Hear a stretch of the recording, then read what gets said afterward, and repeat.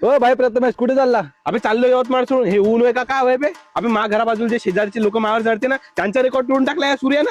बाबो काऊन रे ना एवढ्या रागात काऊन आहे? अबे राग अबे ऊन किती आहे म्हणलं यवतमाळ मध्ये 47-48 पुढे तापमान रेकॉर्ड ब्रेक होऊ राहिलं म्हणलं. आता फक्त मी भाजाचे राहिलो, ते बी काही दिवसात भाजून जातो आणि भाजून तुम्ही राग शिरून देता. काय ऊन आहे बे? अबे तुम्हाला काय सांगू आता, मा पुण्याचा मित्रवली विचारते की तुमच्या यवतमाळात एवढे सिलेंडर कमीच कशी लागते. आता त्यांना कसं सांगू, वर्षातून 12 महिने आम्ही 8 महिने गॅसवर शिजवतो आणि 4 महिने याहूनच शिजवतो. 47 49 55 मरणार आहो मी यवतमाळचे लोक. माई महाराष्ट्र सरकारला एवढीच विनंती आहे की यवतमाळ, अकोला, चंद्रपूर, वर्धा, अमरावती, नागपूर या जिल्ह्याने माहिती आहे का तुम्ही काश्मीर शिफ्ट करून टाका. नाही काश्मीर शिफ्ट होत असेल तर याच्यासाठी काहीतरी पोस्टर ओपन करा. ओ सनस्क्रीन काम नाही करतो, आमच्यावर काहीतरी रहम करावं महाराष्ट्र सरकार, विनंती करतो मामाजी. आता महाराष्ट्राच्या लोकांना वाटते की यवतमाळकर एवढे रागिष्ट काऊन नाही, एवढे रागात कोण बोलते. यात आमची काहीच चूक नाही, त्या सूर्याची चूक आहे. एवढा तपुरायला यवतमाळात 46 47 का भयंकर तपत आहे. पण प्रेमळ पण तेवढेच आहे. आणि यवतमाळल्या लोकांना उन्हाळ्यात एवढा चाय लागतोच कसा.